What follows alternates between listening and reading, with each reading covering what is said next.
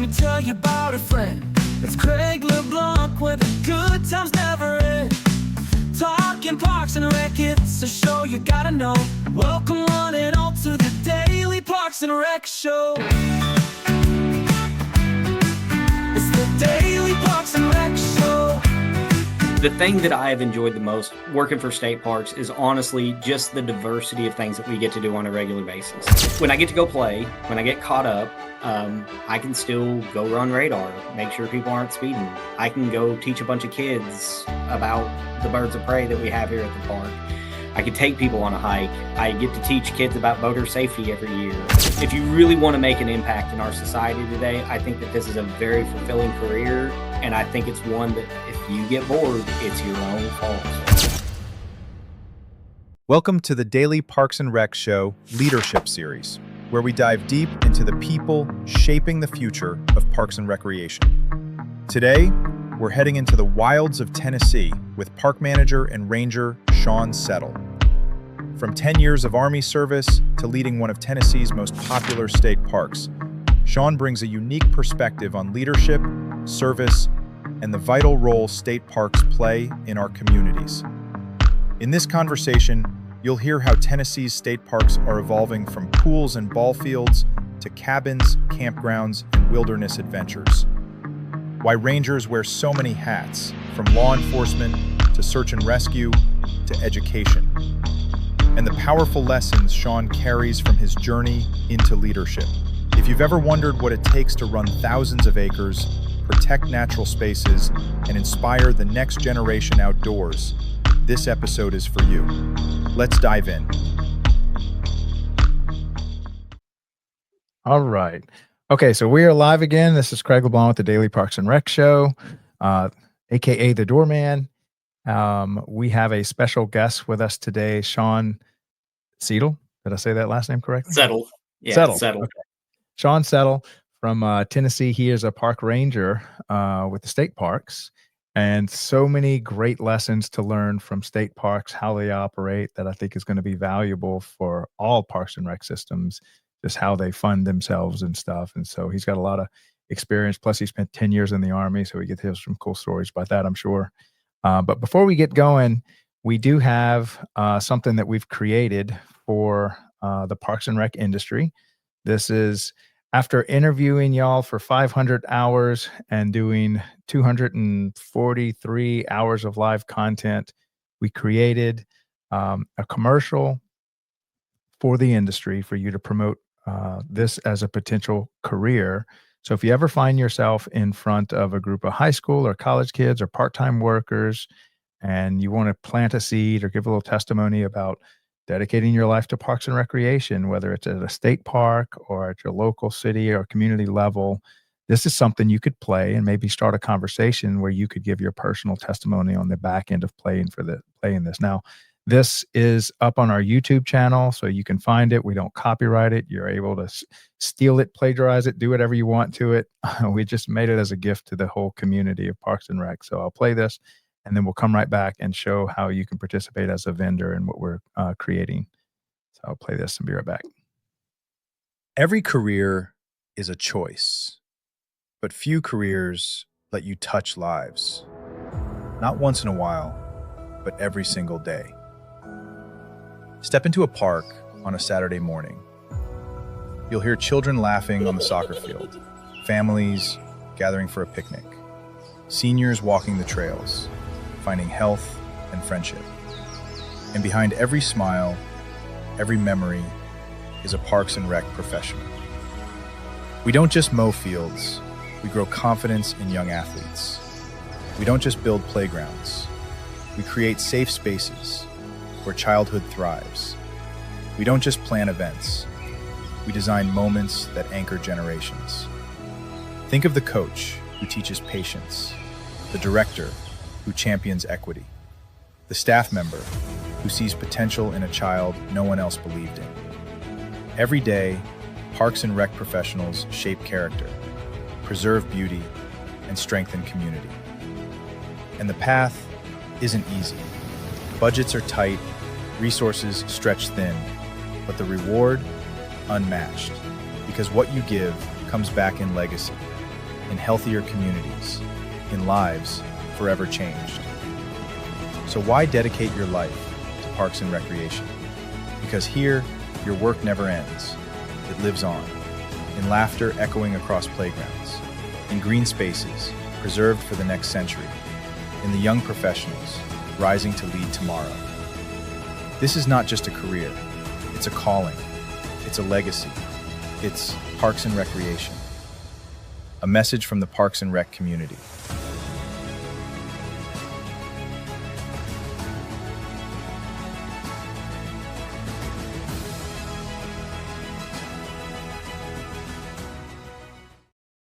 All right, so college professors, teachers, mentors, directors, whoever, you're welcome to use that to promote the industry.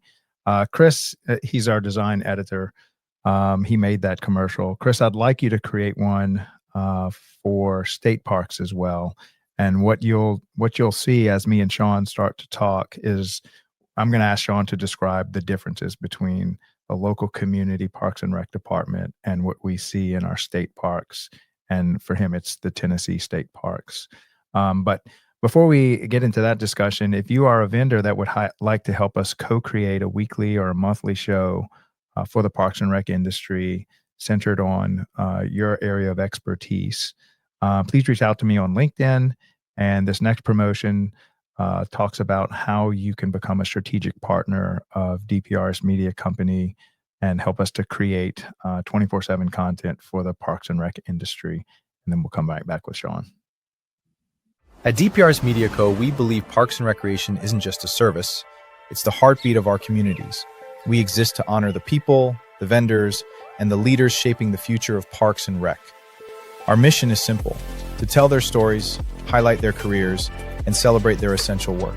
Our vision is bold: to be the trusted hub where leaders, vendors, and communities unite, inspiring innovation, sharing wisdom, and building a stronger, healthier nation. Through over 220 live shows and 6 weekly series, the Leadership Series, Facility Maintenance, Young Professionals Network, Youth Sports Mastery, The Rec Room, and Growing Leaders, plus our industry-leading newsletter, the weekly Parks and Rec Post, we're building a media platform made for the Parks and Rec community. And now, we're inviting strategic partners to co-create this story with us. As a partner, you'll gain 12 hours of annual live exposure with custom shows highlighting your expertise, polished 60-second promos refined for maximum impact, year-round visibility with dozens of replays across our media network, premium features in our newsletter, and amplified social media reach across LinkedIn, X, and Facebook. This is your chance to educate, inspire, and lead while connecting directly with the professionals who build, budget, and buy for their communities. This is DPRS Media Co. Let's build the future of Parks and Rec together.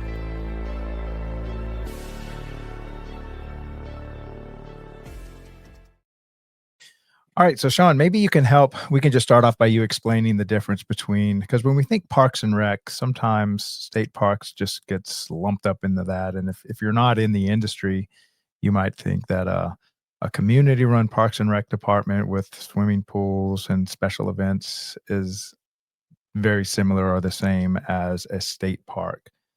So can you help, for somebody that really doesn't know the difference, can you kind of explain the difference between the two? So I'll do my best. So I think for a long time there was very little difference. For a long time, national parks kind of was a catalyst that got us started, and then very shortly after that, within a year, you started seeing state parks come online. Where your states were looking at what National Park Service was doing, and we saw the needs for states to start this. So Tennessee started building parks in 1934. I've been lucky to work at some of the CCC parks while I've been part of the system here. And what's a CCC park for those that don't know? Civilian Conservation Corps and the WPS, Works Public Services Administration. These are all kind of the alphabet agencies that were under FDR that were trying to get people back to work.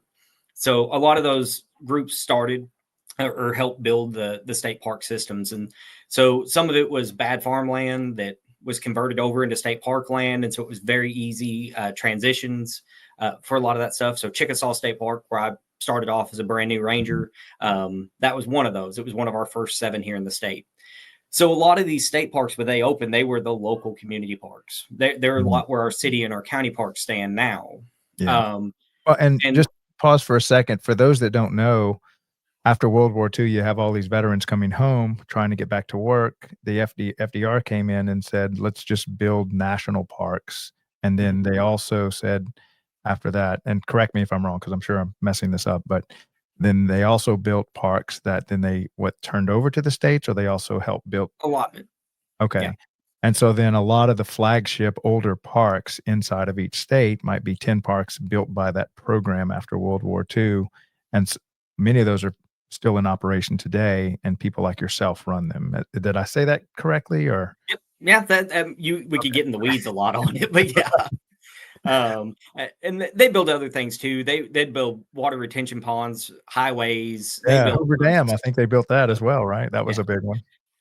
So they did a lot of really interesting things, and that was kind of the start. And then after that, you started seeing states pick up momentum. Mhm. Representatives, things in the state saw the need to protect lands, to keep some lands open for recreation and outdoor exploration. And so you saw a big movement. And Tennessee is no different than any other state in that regard. We saw the need.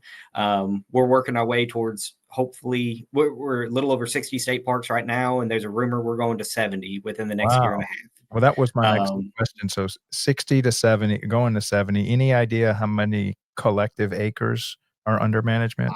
I have no idea right I know it's now. a ton 'cause in There- Louisiana, our state parks are massive. They're like 100,000 acres, and then they have a little yeah, park in the middle, but yeah. I was curious. Maybe it's something we can Google and find out. And I've tried, and a lot of it's hush hush, and they're looking at different land swaps, and Yeah, so it's a cool time to be part of our system. But it's also a time where state parks are starting to realize that we have a slightly different role here in mhm, Tennessee. And I'm not going to vouch for all states, but here in Tennessee, we've decided to kind of take our state park system, and we're going to go to a slightly different level than our local parks. Um, we used to have a softball field here. We used to have swimming pools, those type things. And over the years, we've gotten away from them because city parks and county parks were doing such a great job at them right, that we weren't seeing the same traffic at them. mhm, Um, Obviously, these take volume of people to maintain them and to keep the revenues coming in order to do that. But where city parks and county parks typically don't have the acreage for big campgrounds, cabins, those type things. That's where state parks is going to step in. mhm, The 20, 30, 40 miles of hiking trail, the cabins, the campgrounds, kind of that more space feel. That's still an area where Tennessee feels like we can really benefit our communities by providing that experience and really focusing on more the state park yeah, issues than some of the county city park yeah. things that they're providing. So we could even frame it like, if you want an outdoor adventure in the wilderness, that's kinda y'all's, seem Mhm. to be wheelhouse. And then the cities are providing the programming, the elderly services, the after-school care, the sports programming, the special events, and that's I am actually seeing exactly what you're saying pan out nationwide. And it Mhm. like you said, it looks like a lot of the state parks are giving up the swimming pool because the aquatic centers and the programmings and lifeguards, the cities have that, and then y'all are backing into just camping, Boy Scouts, Girl Scouts, wilderness, campfires, hiking trails, stuff like that. Did I Yep. kinda map that out right? Yep. You're on it. Now what is and if you have anything else to say on that, that's okay as well, if you wanna continue, but I'm curious, um, a lot of state parks are they're classified as what, rangers? So you're somewhat of in a law enforcement, role So that's this varies safe to drastically say? across the nation. Okay. So like Florida doesn't have commission rangers. They serve a different function there. They're still very worried about like public safety and those things. But here in Tennessee, and I can vouch for us because this is where I work. But Right. all of our rangers, we just recently got what we call an interpretive ranger, which is our education, helps us with our big events, gets all that stuff organized for us. School programs that come to the park, they are specialized in that. The rest of the original Rangers, up until a year ago, we kind of do it all. So we're your law enforcement, we're your medical, we're your fire teams, we're basically all your first responder assets that you would have in a city, but just on the park. And then we do outdoor education and take people on hikes and talk to school groups and go to the schools and bring Mhm. birds. And so if you're a person that gets bored really easy, working for Tennessee State Parks as a ranger is the classic job for you, because if you can be bored in this job, you are doing a terrible job. Right, lots to do. Mhm. Now, are there, of the 60 parks, how many rangers are there, spread out among those? Any The idea? last I heard, we're about 275, 280 ballpark figure. Mhm. And are there non-ranger people that are also on the team? Absolutely. So And here at Tim's Ford, between the golf course and the main body of the park, we have about 45 employees on the park altogether. Mhm. We encompass about 3,600 acres, 9 boat ramps. There's 2 marinas on state park property, golf course, 20 cabins, and almost 200 campsites. To include, we own 6 islands that are in our lake that we maintain primitive campsites on those islands. So it's a Mhm. lot of ground to cover, and it definitely takes more than me and my rangers to Yeah. cover all that. So 45 people for your campground or state park, and how many rangers among those 45? So there are 5 of us that are commissioned, myself, and then I've got 4 rangers under me, and then I have my one non-commissioned ranger, who is over all the interpretive Yeah. things. And then another 40 people that are non-commissioned rangers that are helping you do everything that you do. Um, and then let's see if there's anything else. Oh, well, your boss is somewhat under the governor of the state. Whereas, if you work for a Parks and Rec department, you're under the mayor. Under him is the who's right under the mayor? City manager, and then it's the director, and you're under the director in the Parks and Rec department. But that's at that city, community, county level. Whereas you are a statewide organization that falls under the governor, and then who's under the governor that's over y'all? Kind of similar, where we've got a commissioner. We've got a commissioner over TDEC, which state parks are part of the Tennessee Department of Conservation. Mhm, Um, then we're a part of TDEC in parks. There's also natural areas, water resources, all the things you would kind of think about environment. We're the bigger section of it as far as people. mhm, But a lot of the others are more regulatory agencies. And then natural areas is very similar to parks in the sense that they are protecting lands, but a lot of them have very limited access. Their research sites are very sensitive biological mhm. regions, and so they very much control the people that can go and can't go into those areas. Yeah. Okay, so now we have a brief understanding, and what I'm trying to do with this is to create, and we are threatening to create at least a weekly show just on state parks, because as we create content for the Parks and Rec industry, we've recognized that some topics like state parks need their own show because they're so different. And then we will also create like an aquatic show or a facilities maintenance show. But the more I talk to people like yourself, I'm like, they need their own weekly show. And there's obviously we could find more than 52 people a year to speak about this because there's I would say nationwide there's gotta be what 20 or 30,000 park rangers. I mean, it's gotta be a Yeah, pretty good number. yeah, there's a good number of us. Yeah, and there's a lot of them. Okay, so then let's go into actually, let's save this for after the break. Let's go into your story about how you got into this. Who were you kinda growing up, and what attracted you to become a state park ranger? So, started off, very rural part of Arkansas, actually. Not far from Fayetteville, but if you go very far east from Fayetteville, Arkansas, there's a lot of Mm, country out there. beautiful And, state. oh, loved it growing up. And, so started that, was with scouts, grew up on 120 acres on a mountain in the Ozarks. So got plenty of Uh, time outside, was kind of fascinated by what I saw around me. Um, Decided coming out of high school that college wasn't for me yet. I needed some time, so I went and did 10 years in the army before I mm, decided to go to school.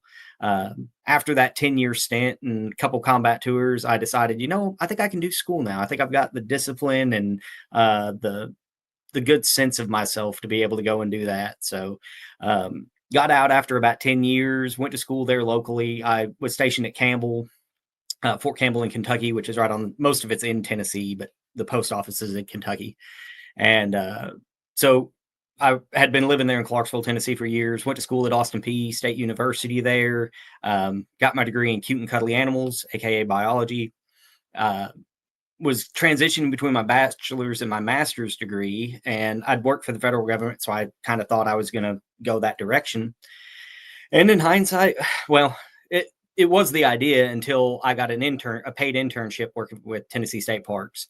So as kind of a recruiting bed for rangers, we do a program every summer where we take college juniors and seniors and we pay them to come out and do all the ranger stuff except for law enforcement. So their primary job is to help people have fun. So I did that job for 2 years while I was finishing up my master's degree, and really kind of fell in love with Tennessee State Parks and the people, and getting to go do that type of activity. So I enjoyed it. And so then when I finally finished school, I was like, here we go. Let's try this state park thing out. I think I like it here. So Fantastic. And so, what was it like coming into the state parks? Did you have any exposure into it as far as working professionally, or did you some type of intern or not before I did training? that SIR job. Mm, Honestly, that was my first exposure. My school historically had not been very good at, there wasn't a lot of connections. Every university kind of has a thing. So here in Tennessee, we got the majority of our park rangers from UT Martin and Tennessee Tech, with a little bit of UT Knoxville coming in. There's a handful of us now from Austin Peay. We're starting mhm, to get some traction and realize that this is a career path with that university. And we require a 4-year degree to be a park ranger in Tennessee, but we really don't care what your degree is in, as long as it's marketable for state parks. I see. Because each state parks has its own personality, its own story. There's a multitude of degrees that can work at a different. If you work at an archaeological park, obviously a history degree or an archaeology degree would be great. Where other parks are more nature reserves, so that biology degree kind of or an ecology degree would Mhm, lend in. But I've got a ranger that has a degree in equine science. I have a one that has a law enforcement degree. I've worked with a ranger that had a degree in Arabic, which we found out that Arabic and the Chickasaw Native American language actually have a lot of the sentence structure, and the way that they do things is very mhm. similar. And so she was able to pick up Chickasaw in like months and run with it, Wow. and was actually teaching a program on how to speak Chickashanumpa, I believe is the correct way to pronounce their language. But Mm, so it's fascinating, and it's interesting how we can bring all those different disciplines into working for state parks. mm. And so you've been a ranger for 10 years now? Mhm. And so what was, maybe describe your first year. What was that like coming into there? A lot of training. So within the first year, we try to get everybody a minimum of EMR on medical, step below EMT. That's our baseline. All of our rangers have to maintain that. Law Enforcement Academy. What are you learning for EMR? What is like, CPR kinda stuff or It control bleeds. We learn how to slightly be able to diagnose what they're going through, so we can make good rapid treatment to make sure that they are still with us when the ambulance or the aircraft arrives. okay. So it's it's a little bit more than just like a basic first aid class. We can do most of the things that an EMT can do, except for give drugs. We can give oxygen with our medical code, but that's the limit on. But oxygen is technically a drug, Yeah. but that's the only thing we can administer. We can't do Narcan. We can't do some of the other stuff until you get to higher levels of medical. Yeah. So you're just kinda like the first responder trying to get the next first responder, trying to get them to Mhm. the emergency room at that point. Absolutely. Okay, and then what else are you learning that first year as far as training? So, at my original park, being part of the fire team was a big push for them. They really wanted us all to be red card firefighters, so Wadland Firefighter 1. So that was a lot of my first year, and then just trying to learn the system and learn the policies of the agency, and get kind of trained up and ready is pretty much your first year. Now what's a red card, for Uh, firefighting? So that's National Registry for firefighters. So in order to go out on a Bureau of Land Management, a BLM crew, you've got to be a minimum of a Type 1. And Mhm. that's what we call our red card. And what are some of the things you're learning there? It's a lot of fire science classes, and it's a lot of ICS structure, like how emergency crews talk to each other. There's kind of a universal language of how those teams are set up and what the different parts of it are, and kind of how you fit in on that team based off your levels of training. And how do you fit in on that team? Like, so let's say you have a fire that I guess you're part of the first identifier that something's going on. So you call in for help. So then it morphs as you go through it. So you may start off as incident commander because you are the person there on the scene. Mm, And then as new resources come in with higher levels of training and so we're going to default to Tennessee Forestry. If mhm, we get a wildfire here on the park, they've got people that have better equipment and they're more trained and bring more assets to the table than we do. mhm, Hopefully, if it's a small fire, we can get it contained before they ever get there. But if we've got to call in big crews, we will normally be more field assets that will be part of a handline team or logistics trying to help get people parked. Obviously, if it's on our park, we know the terrain, we'll be with those planning teams and everything, trying to plan how they move around. mm. Man, that's gotta be interesting. So That's so fun. how long did those 2 kinda take? Let's say in your first year, are those each like A 2-week or lot of the 1 trainings or? So the law enforcement academy when I went was 9 weeks. It's 12 weeks now. Mhm, Um, we did 3 weeks of like a pre-academy where our chief ranger's office would take us out and start teaching us a little bit, so we don't show up completely not knowing anything when we get to the law enforcement academy.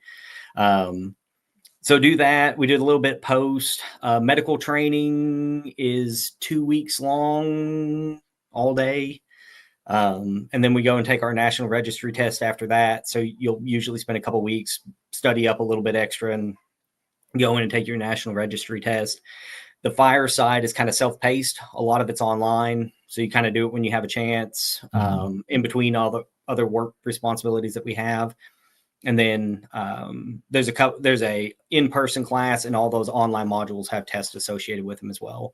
mm, But there's like a physical skills test, and you have to pass. There's two different pack tests. So you wear a weighted vest. There's a 25-pound 2 mile in under half an hour and you can't run.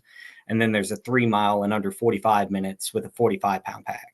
mm. And so you have to pass those for your physical abilities and then be able to deploy your fire shelters. And do you have to maintain that each year, kinda prove that you Mhm. haven't, eaten too many donuts over the Yep. years? Yep. How often do they test you on that? Once a year. Once a year. So you gotta be in shape at least 1 time a year. Yep. Yeah. Um, Know when it's coming. that's right. Okay, so yeah, this took most of your first year to get all the certifications training that you needed, or how long did that Yep. take to knock out? It's about a year by the time you get it all kind of. When you first start at the park, of course, you don't have any certifications. You can't do anything. So, kind of that original job that I started with state parks as an SIR, you're just a better paid version of an SIR when you Mhm, first start. Um, you get to go work on the trails. You learn the park. You get to learn your park manager and your coworkers. Spend a lot of time kind of building that up before mhm, you go off. So, it's actually uh, from a manager perspective now, it's kind of a pain having to wait for somebody for that long to get them trained. mhm. But it is also nice that you get to work with them and kind of coach them through some stuff before they can go out and get lost doing everything. Right. Um, so it's frustrating because the schedule obviously gets dictated. I can't put a non-commissioned ranger who hasn't been to the law enforcement academy yet on night shift by themselves. Mm, So I have to lean a little bit heavier on the older staff until I can get that ranger up. But at the same time, it's kind of nice having the opportunity to teach and train and coach philosophy and kind of who we are. mm. Now is all this, state run, or are there some federal programs that take care of the fire part or the law enforcement part that they kinda send you off to, or how does that work? So a lot of the fire stuff online is through FEMA. Mm, So our Tennessee department uses the exact same training that they do. So they require the FEMA classes to be able to be on the Tennessee department for that. The rest of it's all state run. mm. Okay. And Uh, National Registry for EMRs is kind of, but we teach it at the state level. yeah. So now on day 1, they do assign you to a state park, but you're just Mhm. muddling through all your Yeah. certifications. Where So did you get assigned we the first? actually apply for a park. So when a new ranger hires on, they're actually applying for a specific park that they want. Ah, We don't have a ranger pool where you just kind of apply, get hired, and then get told where you're going. okay, You've actually got to apply. Now we've tried that in the past, but in today, you actually apply for the park you want to work for. okay. And then once you get accepted, then you're just assigned to that park, and you're just kinda one of the helpers until you get all certified up. Mhm.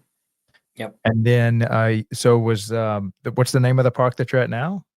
Tim's Ford. Hemsford? And is that the Mhm. one you originally applied for? So I worked at Dunbar Cave as a seasonal. That's in Clarksville, Tennessee. I Mhm. worked there for 2 years, and then I worked for Chickasaw State Park out south of Jackson, Tennessee, and I was there for almost 3 years before coming here. Mm. And so then they moved you to, was this the original one that you wanted, or you just kinda wanted to get in the system? So once you get into the system and you kind of get some of your baseline training done, you can start exploring other options, other things Mm. that you're really into. Um, Kind of a sad story. I'll try and be brief on it. When I had recently graduated from the law enforcement academy, I think it was my first year at Chickasaw. We had a young boy go missing, Mm. and it wound up being a real tragedy. We did not find that young man in time, and it had pretty deep impact on me. So getting into more search and rescue and being better skilled at that. I felt like when I showed up on that scene that a lot of the county deputies were looking at me like, "You're a park ranger, you should know what to do." And I was like, Mhm. I haven't done any of this yet. So I just came out to help. Um, but it did kind of show me some of the skill sets that I think we should bring to the table. Mm. So I got really into trying to get more built up on my training as far as search and rescue and being more able to communicate what assets we need, talk about maybe we don't need to go in this area. I can get into the weeds on it. I won't, but so it kind of pushed me in a direction. So I got really into the search and rescue aspect. I actually teach a man tracking class. It's a forensic class of how to follow somebody through the woods or a grassy environment. We use it mostly for lost people, but we can also use it in criminal cases as well. Been teaching that class to law enforcement now for 8 years. Actually, that Mm. school is going on right now at Fall Creek Falls. Um, but they, as I started getting more built up into that, I was working in West Tennessee, and leadership was like, maybe you want to consider moving to middle. You'd be more useful if you moved to the center of the state. We could send you different places if needed be. And so I originally had come to Tim's Ford to be just more in the middle of the state. So I was the head law enforcement ranger when I was coming here. I transferred from Chickasaw to here voluntarily, and then there was no park manager. And I was really nervous about who was going to be park manager over me. And our area manager was like, "Well, you're going to apply." And I said, "Well, I'll apply, but I don't know how that's going to go." And 2 weeks later, they said, "Hey, you want to be the big boss of the park?" And You're the here I manager. am. That is classic Parks and Rec. You're in charge. See you later. Yeah. That seems to be just part of the culture. Mhm. Throw you into the fire. Oh, wow, I didn't realize that y'all were so certified. Yeah, so I wanna go over that a little bit more when we get back from our break, but, we're at Mhm. the halfway point, so let's go ahead and play. Let me play Aaron Lux since that's coming up tomorrow. This is our Youth Sports Mastery weekly show on, Thursdays, 1:30 PM Eastern. He does a great job, and actually, he has a new host, so it'll be a new host, someone on his team that's hosting it, so you'll be able to catch that tomorrow at 1:30. We'll play that little promo, and then right after that, I'm gonna play something for our facilities maintenance people because they never get thanked enough for maintaining all these facilities, so I'll play those 2, and then we'll come right back. At DPRS Media Co., we don't just create content, we elevate community through storytelling. Now, we're proud to introduce the newest addition to the family. Welcome to Youth Sports Mastery, the podcast where champions are shaped, not just on the field, but in life. Hosted by National Academy of Athletics founder Aaron Laux. Youth Sports Mastery dives deep into how youth sports can empower kids, strengthen communities, and build leaders. From coaching culture to recreation strategy, and from player development to parent impact, every episode brings game-ready insight from the people making it happen. Youth Sports Mastery goes live every Thursday at 1:30 p.m. Eastern Standard Time. Only on the Daily Parks and Rec Show, sponsored by National Academy of Athletics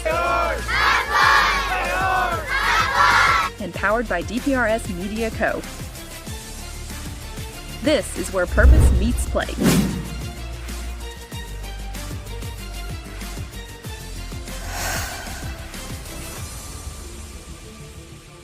Behind every thriving park, every safe playground, every event-ready field, there's a team working before sunrise and long after sunset.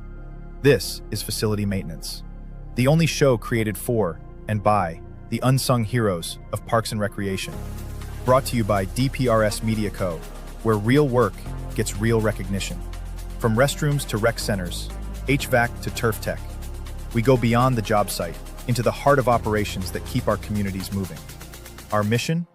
To elevate maintenance teams through stories, solutions, and shared experience. Our vision? A world where every facility crew is seen, valued, and fully supported. Each episode features operators, innovators, and leaders, sharing tools, tech, and tactics that make the impossible look easy.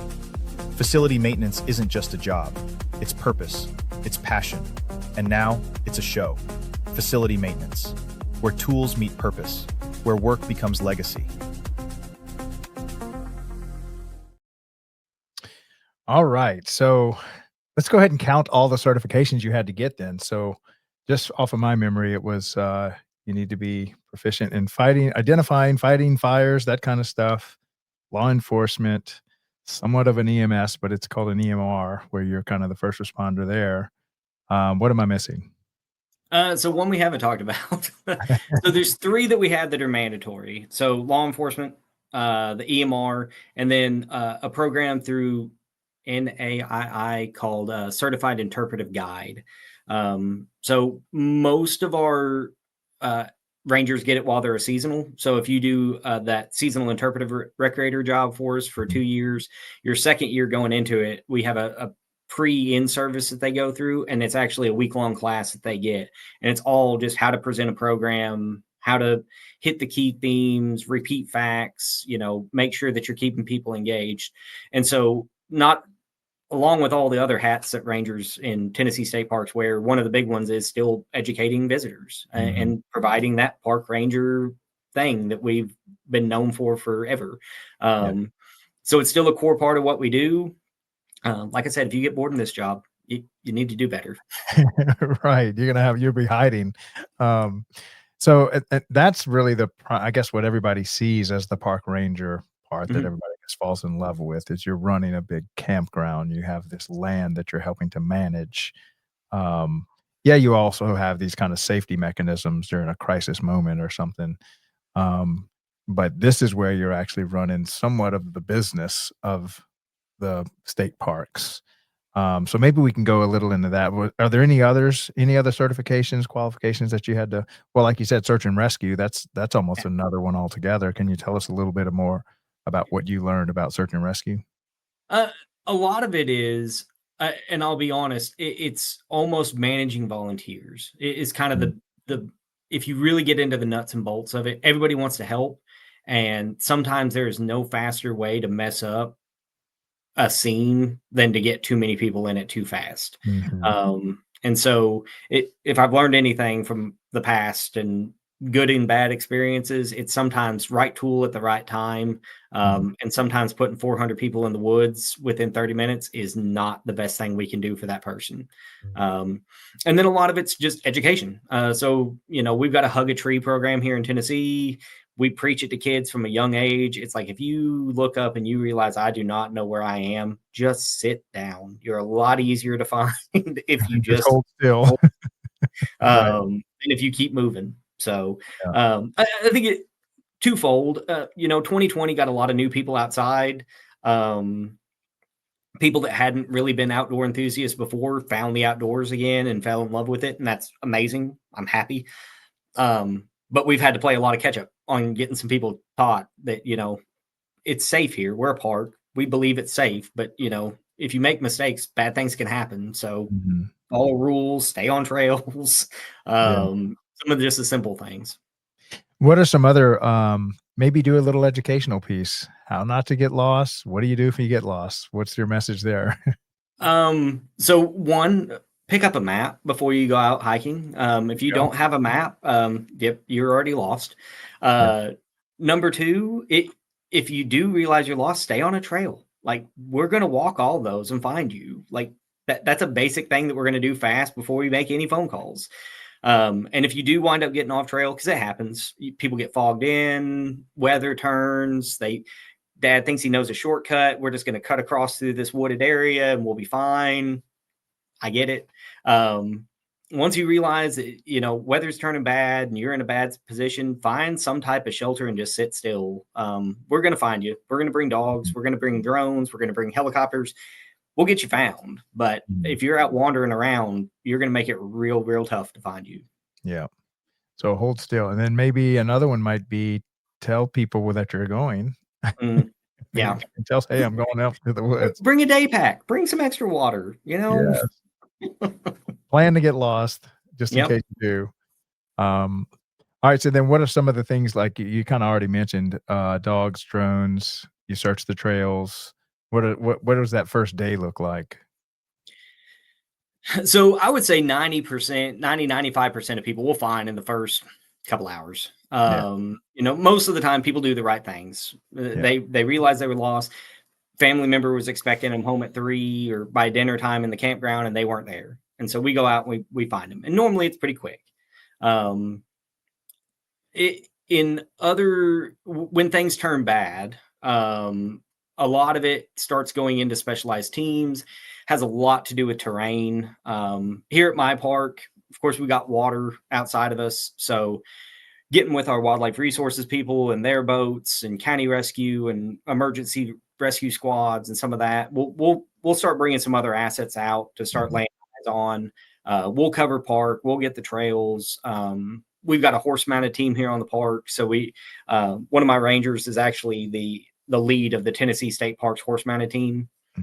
And so we've got horses. We can cover a lot of ground, gives him a great vantage point to be able to look further than I can on my feet.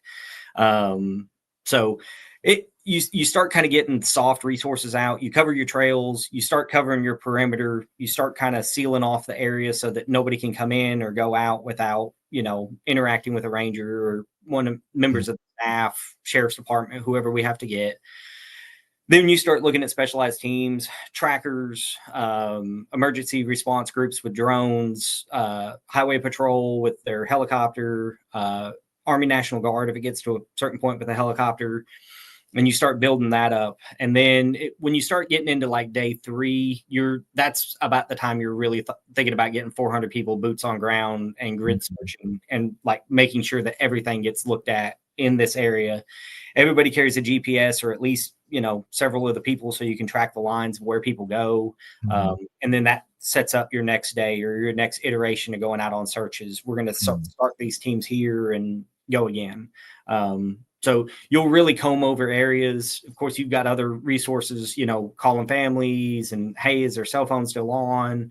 We can get your cell phone ping if it's on and it's got power. We can use that to try to find you.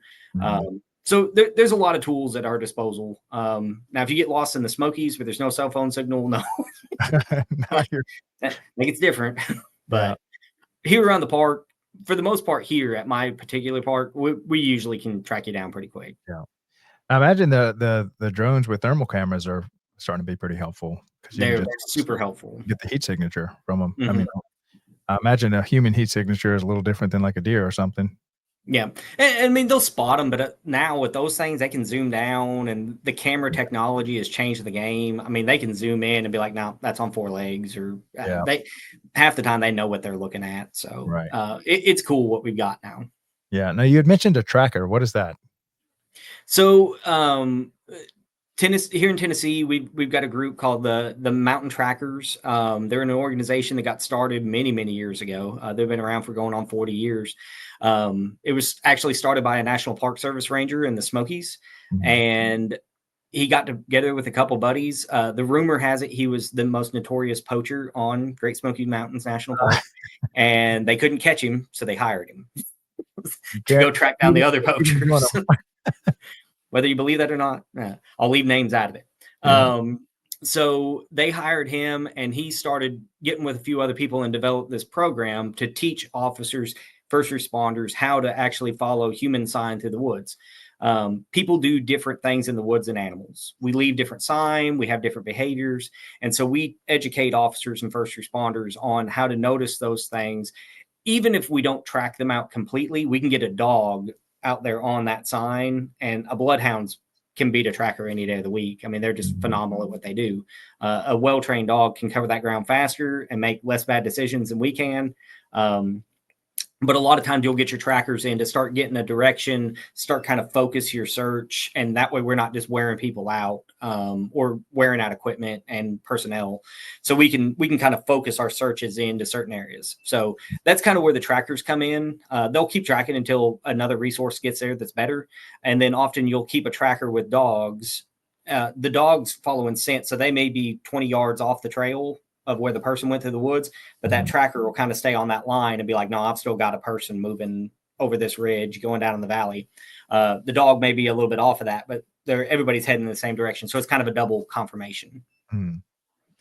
Okay, so we've got a few minutes left, maybe about 10 minutes left. I'd love for you to, so here's something that a lot of Parks and Rec departments struggle with. They are predominantly tax funded. And so you've almost got this Big Daddy co-signing for the party constantly, sending you tax revenue. And a lot of cities, they'll have 80, sometimes 90% tax revenue just coming in. They're not really having to produce revenue. Now, some cities are very good at it. They'll produce 50% of their revenue. And we even have a few that I have in my network that will produce more revenue than they consume. But traditionally, the state parks self-fund themselves. So maybe you can speak about some of those numbers. And you said you were one of the state parks in Tennessee that actually have for a few of y'all's years made more money than you've spent. Is that correct? So 2021, we were the second state park in Tennessee to ever make more than we cost. Yeah. Harrison Bay and Chattanooga had done it the year prior. And so some of it for us, as far as those successes, was just people finding us again. For a long time, but state parks were kind of the thing to go do. Movie theaters, city parks, other things had kind of taken away. Not that we still didn't have tons of visitors and tons of campers, but people kind of fell back in love with us during 2020 and 2021 because there were no movie theaters. You couldn't go to a concert. You can't. So more people bought campers, more people bought boats, and they started re-entering the outdoors. Please go out, teach your kids outdoors, enjoy them. They're free or really low cost. But so that was a big success for us. And we've still got some of the momentum. We're seeing it drop off. Obviously, people have other things they can do now. Travel's easier again. And so we've dropped back, but we're still over 2019, 2018 numbers as far as people we're seeing at the park. So some of the advantages that we have, a lot of city park infrastructure, swimming pools, ball fields, those type things. Ball fields aren't so expensive, but the swimming pool is a monster expense. Keeping all the pumps up, chlorination, staffing your lifeguards, the hours that you operate. And if you look at a lot of cities, you'll start to see they keep playing with their hours on the swimming pools, trying to figure out what's the Goldilocks zone. When do I need to be open? When are we wasting money having the pool open? And it sometimes can be frustrating for the consumer because this is city funded. It should be here. So there's a lot of things like that state parks have gone through the same headaches. But some of what we're doing now, where we're starting to step away from some of those things, it's really allowing us to focus on the things we're really good at. And so where the pool was kind of it's going to open up Labor Day weekend or Memorial Day, and we're going to close it Labor Day. We just got to get through these 3 months. Now it's just something we don't have to worry about much anymore. Campgrounds are great. If you want to talk about something that doesn't cost a lot of money to maintain, it costs money, but does not cost a lot of money for how much people stay or how much people pay to stay at them. They're fairly basic amenities. The ROI on them is great. Cabins, they're okay. Hotels are okay. But then gift shops, allowing people the opportunity to buy a sticker, a water bottle, those little things. Here at our park, we're about $130,000, $140,000 a year in just retail sales. Wow. And that's the stickers, the water bottles, the t-shirt, um, those little things, and creating something catchy that people actually want to have and take home to remember their stay here. We invested heavily in that about 5 years ago, and we're really starting to see some of the payoffs of Mm. investing in that. So, And so I imagine y'all are also selling, like, some firewood, fishing mhm, gears, camping yep, gear, stuff that they camping gear, got, yeah, and so yeah. that's all a good revenue generator.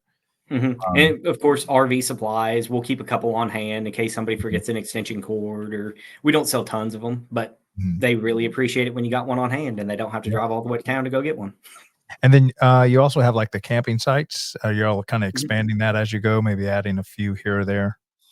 We're really hopeful in coming years we can get some capital projects. So our funding comes in like our individual park has a budget every year. We have a major maintenance division that has a budget every year, and then there's the opportunity to get capital money, which is going to the governor and the legislator, and they will propose projects that they think need to happen at a state park. Mm, Um, so we're in the process of rebuilding all of our state park inns right now. We're almost done. I think we've got 2 left here in Tennessee. And so those have all been capital projects. We're multi-million dollar inns getting built. And so that's all the governor and the legislator giving money to state parks to be able to build, so that in future generations we can use that to generate a little bit more revenue and continue to keep state parks alive. mm. Now, are Well, there not any just alive, but thriving. thriving? There you go. We're definitely gonna let them die. Um, what types of associations do you belong to or that you can attend? I know, you have NRPA and the Tennessee State Parks Association. Do Mhm. you attend any of those? And then are there any others that are kinda more geared towards state parks? So there's a Southeastern State Parks Association, so kind of the regional versus the big national, and a Mhm, lot of those break down into we all kind of go to the big national meetings and everything. Um, so that's kind of the big ones that we associate it with. They're individually within certain disciplines of being park rangers. Like NAI has some groups that they get together to talk about interpretation and how we tell stories, and mhm, how we tell stories of all Americans. But really getting into our sites and talking about why they're significant to all people. mhm, So there's groups that do that. Of course, there's law enforcement organizations and firefighting organizations, search and rescue organizations that a lot of us are parts of, depending on what flavor of park ranger you like to do on your off time when you're not doing all the other things that we do. mm. Um, mhm. Now, well, okay, so one of the things we wanna do, towards the end of each of our episodes, imagine that you're sitting in front of a classroom of young Shawns that don't know Okay. what they wanna do with their life in college or high school. What's your kind of sales pitch slash testimony to the industry of, being a ranger, a state park? What would be your message to those guys? The one the thing that I have enjoyed the most working for state parks is honestly just the diversity of things that we get to do on a regular basis. The amount of things that I can do, and it's still my job. Now, I've moved up into administration a little bit, so that it's gotten a little bit more narrowed. My job is now worrying about the revenue and staff schedules and so on. But when I get to go play, when I get caught up, I can still go run radar, make sure people aren't speeding. I can go teach a bunch of kids about the birds of prey that we have here at the park. I could take people on a hike. I get to teach kids about boater safety every year. I go to classrooms and speak. I uh, get to go help significantly in fire and search and rescue and other. When an emergency hits the state of Tennessee, we are called up to go help.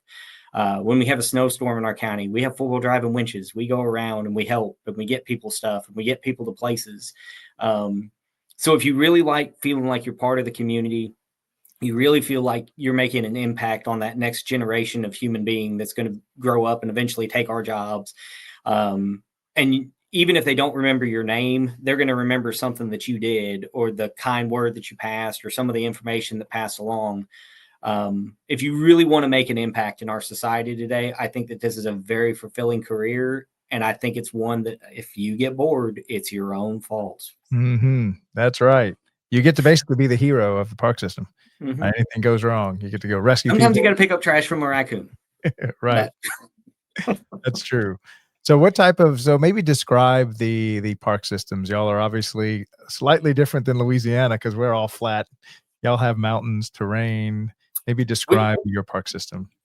so Tennessee is beautiful in the fact that we've got West Tennessee, which is very similar to Louisiana. It's a lot of Mhm. alluvial plain. It's up against the Mississippi River.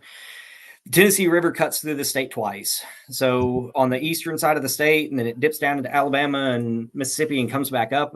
So that's kind of where we set up our grand regions. So it matters in Tennessee which region you were in. So you Mhm. got West Tennessee, which is big ag area, flat, but tons of history. You move into Middle Tennessee, you've got that Nashville. It's rolling hills, lots of big forest, tons of little rivers cutting here and there, and then you get up into the plateau and Appalachia, and everything just keeps going up. Mhm. So our terrain varies greatly across the state.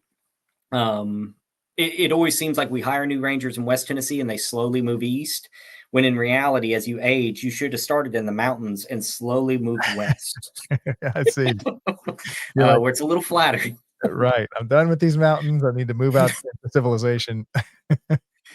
But we tend to take the opposite track. But Yeah. everything in Tennessee, tons of water everywhere. There's hills, there's forest all over. It's a gorgeous state, and you can see most of the only thing we probably lack here is a desert. We've got cedar glades, which are about as close as you're going to get to a desert here in Tennessee. Mhm. It's just these big limestone outcrops with a couple cedar trees and just kind of a carpet of low riding grass all across it. But that's Yeah. that's as deserty as we get. Yeah. So before I ask the last question of our show here, maybe tell us a little bit about this storytelling part because you really get a chance to, tell little kids the story of the park systems, the park itself, the little predator birds or the animals or the forests. So, what are some of the things that you like to really tell stories about or educate kids on? So I think some of the things that I use these tools around me, the birds, the hiking trail, the whatever, to tell this story about how this place is going to exist when your kids have kids and their kids have kids. Um, we get to have an impact and we get to share these sites with people because it belongs to all of us. My job is to protect it until the next person comes along who picks up the torch behind me. Mhm. Now we need to be doing things to manage that, but a lot of what I tell them is how important it is to have these public spaces where people can come and they can decompress and they can get out of town and they can just really have these experiences where they get to see nature. As society continues to evolve, if you grow up in Chattanooga, gorgeous country, but there's Mhm. not a lot of woods there. There's just Yeah. not a lot of um, and I think people, the more we can connect with that, and the more we can feel safe out here, and realize, we don't live in the savannah of Africa. We don't have lions chasing us out here. Like Mhm. we're pretty safe. A squirrel is not going to do that much damage. But helping people to just feel a little bit more connected, realize some of the education or realize some of the recreational opportunities that are available to them. That they might not explore if they didn't have somebody to help kind of guide them in that direction. Mhm. Fantastic. Okay, so I have a question from you. This is from our previous guest yesterday, Jason Hendricks from Mesa, Arizona. And so he left a question for you, and then you'll have to leave a question for our next guest. But where where do you see Parks and Rec industry in the next 10 years, and kind of what are some of the trends that you're seeing develop? um, I know for us, one of the big things that we're pushing on here is making state parks more accessible to all persons, regardless of physical abilities or limitations. Um, and so I think it's kind of an easy step that I think we just overlooked. We considered in state parks, we've considered Mhm. ourselves wildlands for so long, and we didn't look at some of the low hanging fruit that was available to us to help more people get out here. So I know at my park and Tennessee wide, we're really looking at that opportunity to get more people to be able to come out and recreate. It's never going to be the whole park, but we Mhm. can make different tweaks. So we got a motorized wheelchair a couple of years ago. We built dirt trails specifically for those. We already had 8 miles worth of paved trail that they could go on. We bought a pontoon boat that's wheelchair accessible. We can get them on and off. We're looking at boat ramps, walkways, everything, our office doors, even. We hadn't even really considered it. And it's been a really eye-opening opportunity for us to look at the things that we can do that are very reasonable to just open our park up to more visitors. And I was a little skeptical, I'm going to be honest, when we first started it. But every little step we've made, I've seen more and more people, and they're all telling the same stories about what we're doing, trying to get more people out here. And the positive reviews and just comments from people about how much it means to them makes every dime we've ever spent, every effort that we've ever put into it, completely worth it. Is it millions of visitors? No. Is it 100 extra people a year that get to come out and enjoy the park? Absolutely. And I'm very willing to do it for those extra 100 people. Yeah. Fantastic. Okay, so what question would you like to leave for our next guest? Oh man.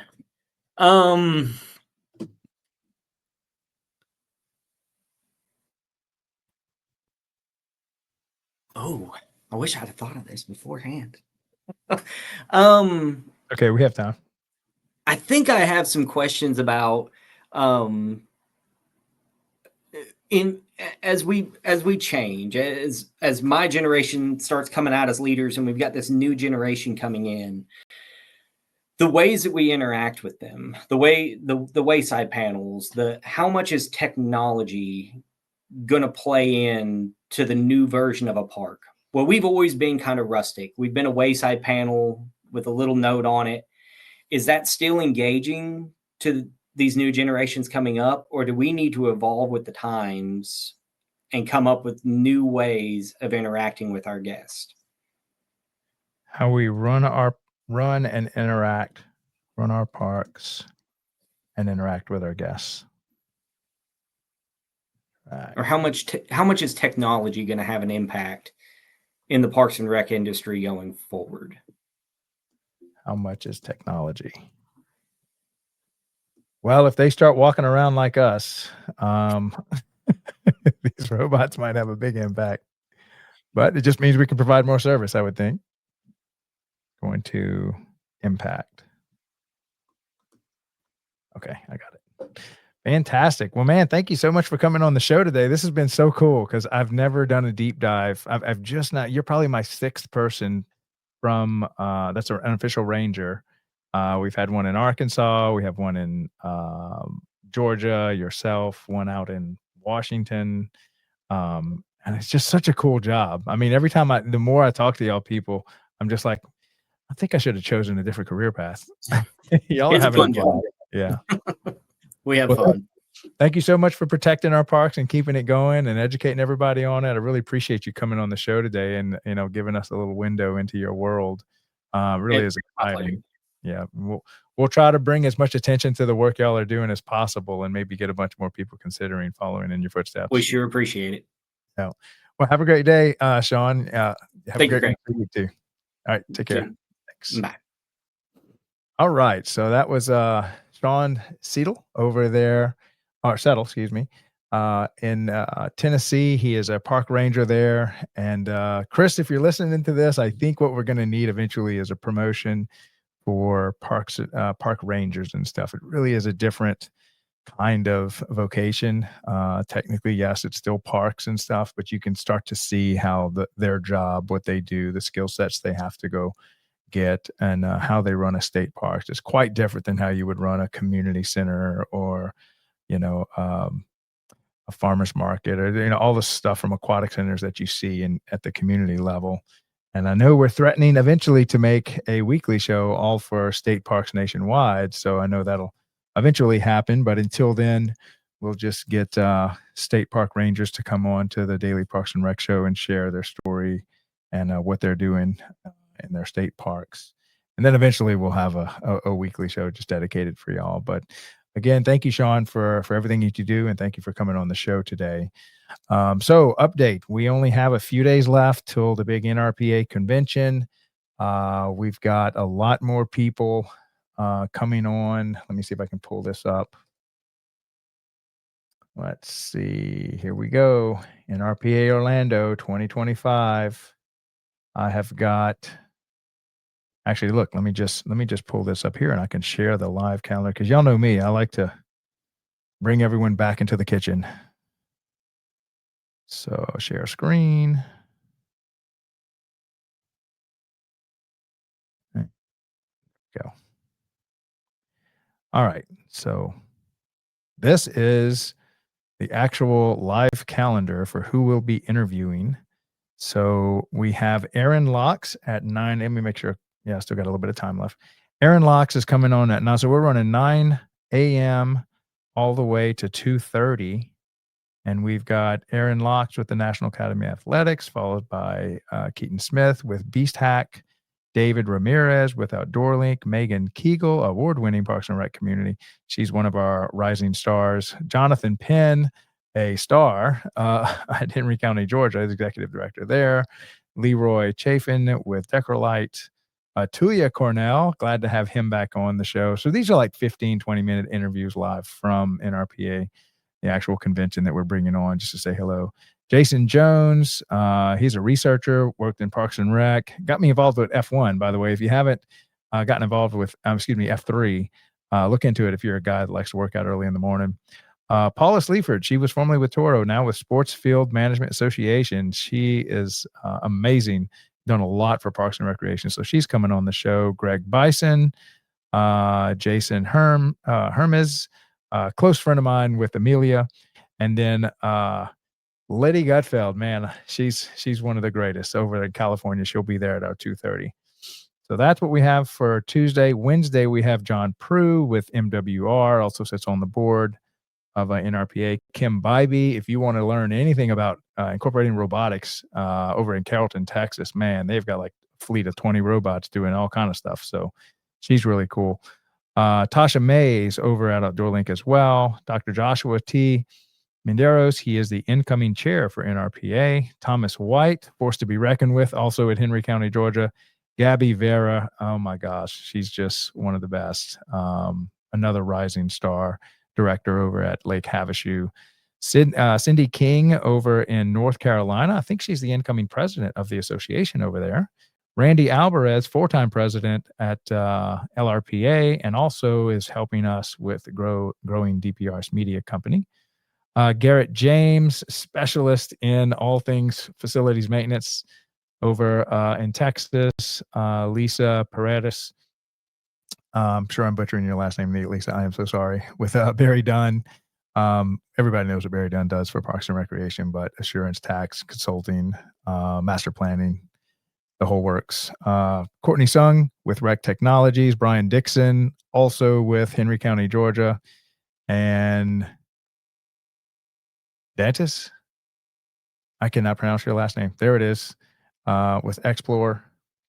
Then we have on Thursday, we've got Molly Keys, the head of YPN this year. She's the president, outgoing. I don't know who's taking her place, but she's done a great job this year. Congrats, Molly. We've got Jolene Bailey with Sycamore, Illinois.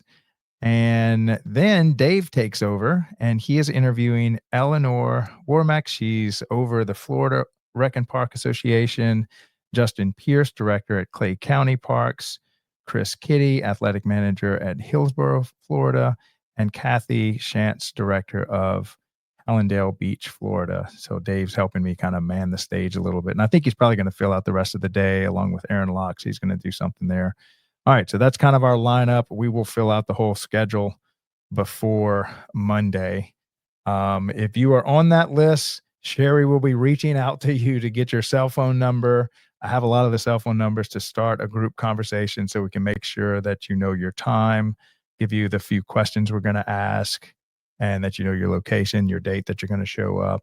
So please respond to that so we can get all that communication set up before Monday. We've got a few days here to work on that.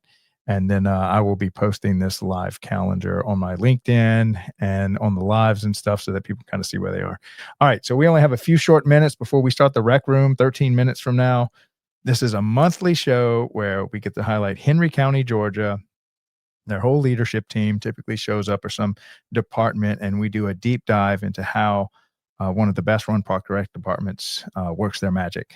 And so today it's all going to be all about KP and athletics and that whole side of running all things athletic inside your Parks and Rec department. And this is how Henry County, Georgia does it.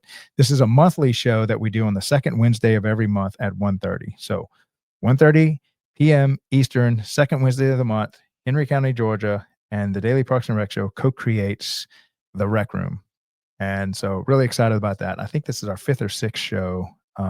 Just great group to work with. I can't say enough about Henry County, Georgia. They are one of the exceptional, very mature Parks and Rec departments. Just a great group of guys to kind of follow in their footsteps if you were looking to get some great ideas, and they're doing it right. All right, so I'll go ahead and close it out. This is Craig LeBlanc, the doorman, with the Daily Parks and Rec Show Leadership Series. Stay tuned. In a few minutes, we're going to start the Rec Room. See you guys in a minute. Thanks. Bye. Are you a vendor, brand, or service provider ready to connect with the heartbeat of local communities? At DPRS Media Co., we tell the stories shaping parks and recreation across America. Through podcasts, live streams, videos, and newsletters, we reach frontline leaders, city directors, and decision makers every single week. From youth sports and facilities to programming and policy, our audience is your audience. Sponsoring or partnering with DPRS Media Co. puts your brand in front of the professionals who build, budget, and buy for their communities. Launching a new product, growing your presence in public spaces, targeting cities, counties, or departments, DPRS is your trusted media partner. Whether you're in software, turf, aquatics, robotics, smart cities, or special events, partnering with DPRS puts your brand in the story.